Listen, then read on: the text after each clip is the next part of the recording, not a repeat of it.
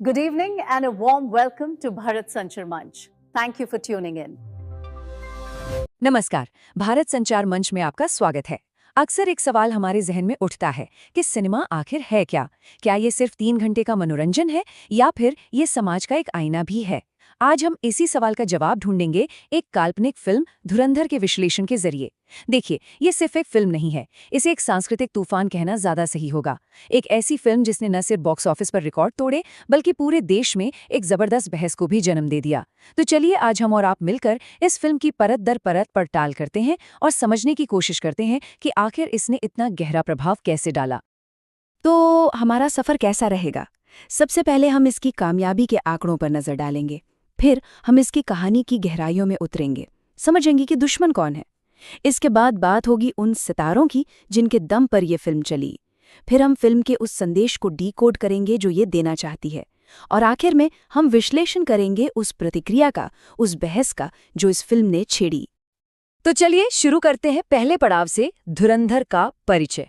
आखिर ऐसा क्या था इस फिल्म में जिसने इसे सिर्फ एक हिट नहीं बल्कि एक राष्ट्रीय घटना बना दिया? इसका जवाब हमें आंकड़ों में मिलता है।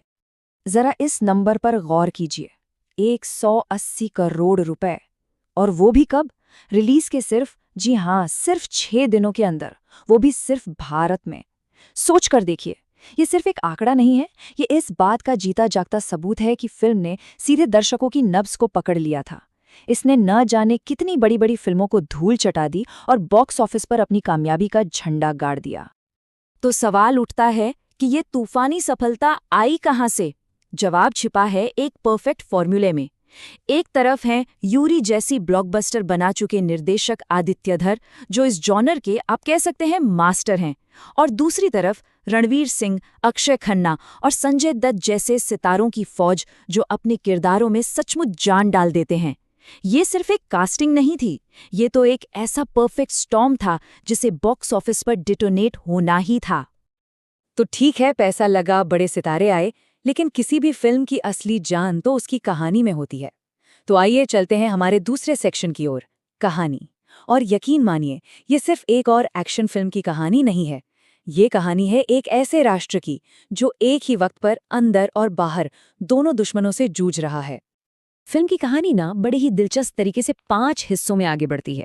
शुरुआत होती है एक बाहरी खतरे से, एक दुश्मन की साजिश से। लेकिन कहानी में असली ट्विस्ट, असली मोड़ तब आता है जब ये पता चलता है कि खतरा तो सिस्टम के अंदर ही है, अपने ही लोगों के बीच।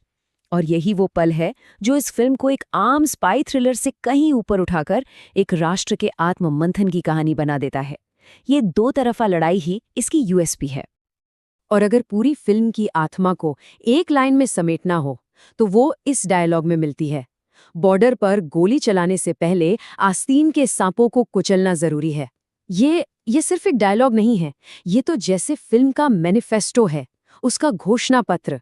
ये लाइन सीधे सीधे कहती है कि असली जंग सरहदों पर बाद में होगी, पहली और ज्यादा जरूरी लड़ाई तो अपने घर के अंदर बैठे दुश्मनों से है। अब इतनी दमदार कहानी और इतने तीखे संवादों को पर्दे पर उतारने के लिए कलाकार भी तो उतने ही दमदार चाहिए थे। तो चलिए हमारे तीसरे सेक्शन में देखते हैं सितारों का दम। देखते हैं कि कैसे इस फिल्म की कास्टिंग ने ही आधी लड़ाई जीत ली थी। जरा इस कास्ट पर एक नजर डालिए। रणवीर सिंह का वो रॉ एनर्जी और जोश, अक्षय खन्ना की वो ठहरी हुई बौद्धिक गंभीरता, और संजय दत्त का वो खलनायक वाला अंदाज जिसे वो सालों से परफेक्ट करते आए हैं। हर एक एक्टर को मानो उसी के मिजाज के हिसाब से तराशा गया था। ये कास्टिंग नहीं थी, ये एक शतरंज की बिसात थी जहां हर मोहरा अपनी बिल्कुल सही जगह पर रखा गया था।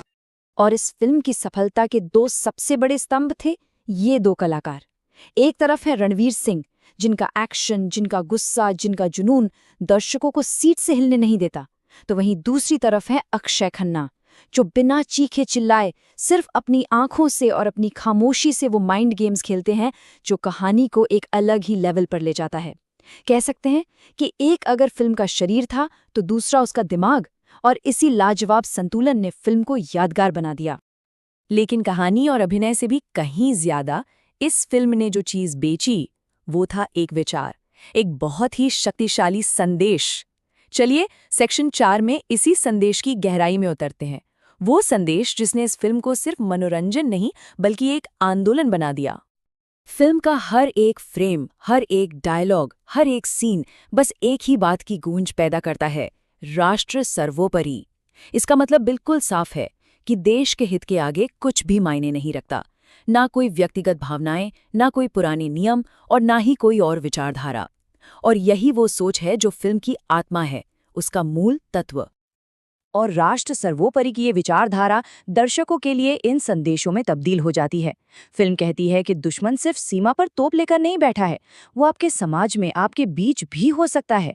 फिल्म ये भी कहती है कि देश के प्रति वफादारी एक ऐसी चीज है जिस पर कोई समझौता नहीं हो सकता। और सबसे बड़ी बात, ये फिल्म देश की सुरक्षा की जिम्मेदारी सिर्फ सेना के कंधों से उठाकर हर एक नागरिक के कंधे पर रख देती है। ये आपको सिर्फ दर्शक नहीं बल्कि एक जागरूक प्रहरी बनने के लिए कहती है। अब जाहिर सी बात है, जब कोई फिल्म इतना सीधा, इतना शक्तिशाली संदेश देगी तो समाज का दो खेमों में बंटना लगभग तय है। तो चलिए हमारे आखिरी सेक्शन में चलते हैं, राष्ट्रवाद और प्रतिक्रिया। यहाँ हम देखेंगे कि कैसे इस फिल्म ने कुछ लोगों के दिलों में देशभक्ति की आग जलाई तो कुछ के लिए विवादों का एक नया बवंडर खड़ा कर दिया। और प्रतिक्रियाएं बिल्कुल वैसी ही थीं जैसी उम्मीद थी। एक तरफ वो दर्शक थे जिन्हें फिल्म के हर सीन, हर डायलॉग में देशभक्ति और राष्ट्रीय गौरव का एक गहरा एहसास हुआ। उनके लिए ये फिल्म एक इमोशनल अनुभव थी। वहीं दूसरी तरफ वो लोग थे जिन्हें ये एक आक्रामक राष्ट्रवाद और एक खास तरह का प्रोपेगेंडा लगा। सच तो ये है कि धुरंधर एक आईने की तरह काम करती है, एक ऐसा आईना जिसमें हर किसी को अपनी ही विचारधारा का अक्स दिखाई देता है। अंत में धुरंधर की जबरदस्त सफलता और उस पर हुई तीखी बहस बस एक बात को साबित करती है कि ये महज एक फिल्म, महज मनोरंजन नहीं है। ये आज के भारत की सुरक्षा और विदेश नीति पर एक बहुत ही साहसिक टिप्पणी है। ये नए भारत के एक खास दृष्टिकोण को सिनेमा के विशाल पर्दे पर पेश करती है। और यहीं पर हम आपको इस एक बड़े सवाल के साथ छोड़ जाते हैं कि सिनेमा का असली मकसद, उसकी असली ताकत क्या है? क्या धुरंधर जैसी फिल्में सिर्फ वही दिखा रही हैं जो हमारा समाज पहले से सोच रहा है, या फिर ये फिल्में हमारे समाज की सोच को एक नई और शायद ज्यादा तीखी दिशा दे रही हैं? इसका जवाब शायद हम सबको मिलकर खोजना होगा।